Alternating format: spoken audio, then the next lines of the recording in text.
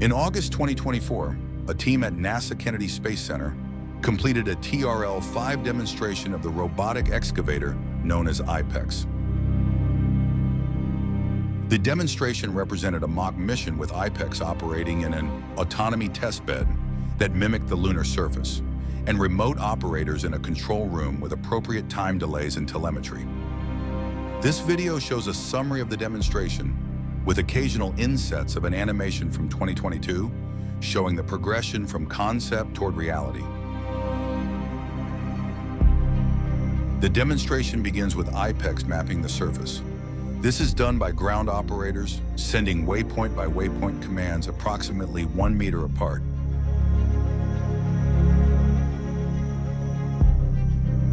During these drives, IPEx uses fiducials on the lander to calculate its position on the surface and downlinks images from its onboard cameras. Operators use those images to identify hazards and plan the next waypoint.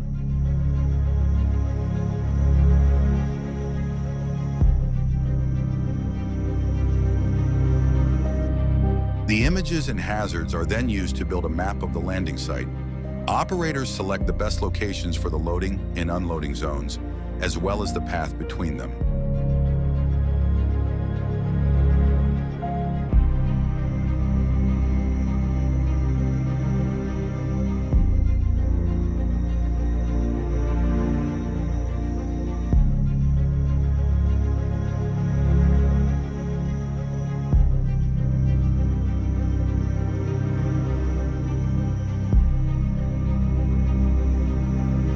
One of the challenges of operating on the lunar surface is the lack of an atmosphere.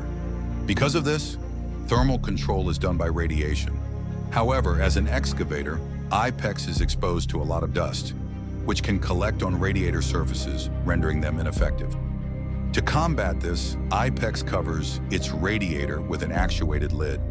When the lid is closed, a phase change material absorbs the heat energy until it is saturated, and a thermal reset is needed. IPEx stops moving, allows the dust to settle, and opens the lid, exposing the radiator. The PCM resolidifies, the lid is closed, and IPEx resumes operations.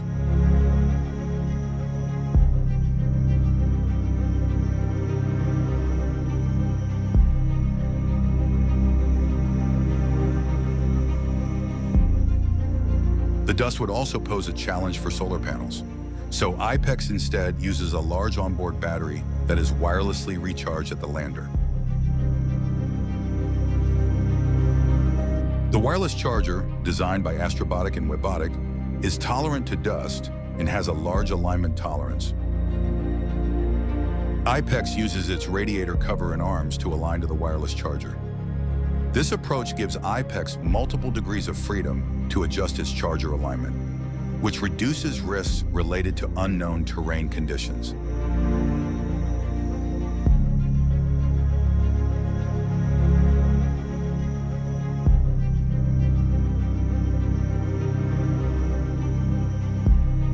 Once complete, IPEx lowers back to the ground and resumes operation.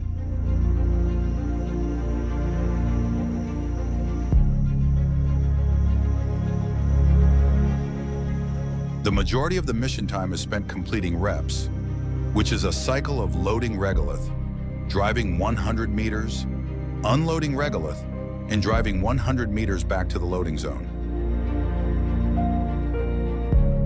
This is done in a supervised autonomy mode, where operators command IPEx to complete a rep or series of reps, and only intervene if an anomaly is detected. During the demonstration, the operators had limited telemetry and a 14-second round-trip time delay, simulating the operations on the moon.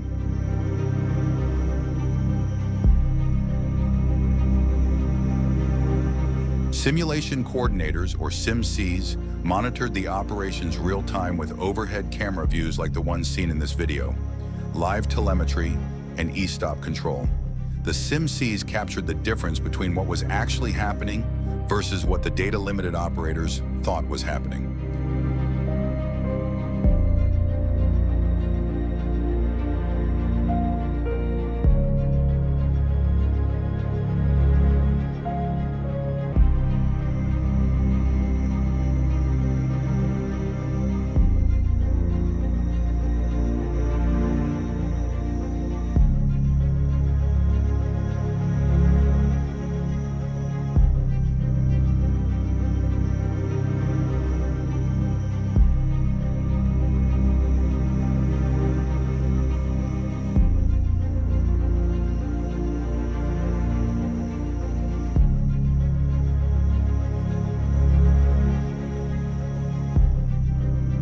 On a few occasions, IPEx got hung up on unseen hazards.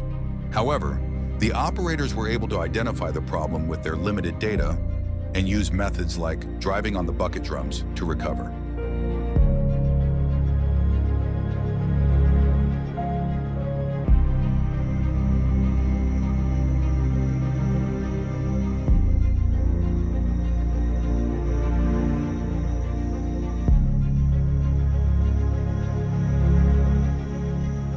At the conclusion of the demonstration, IPEx completed 334 reps, which is equivalent to the project's goal of moving 10,000 kilograms of regolith.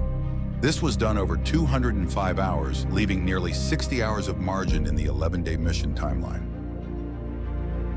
For more information, visit www.nasa.gov/ISRU-pilot-excavator.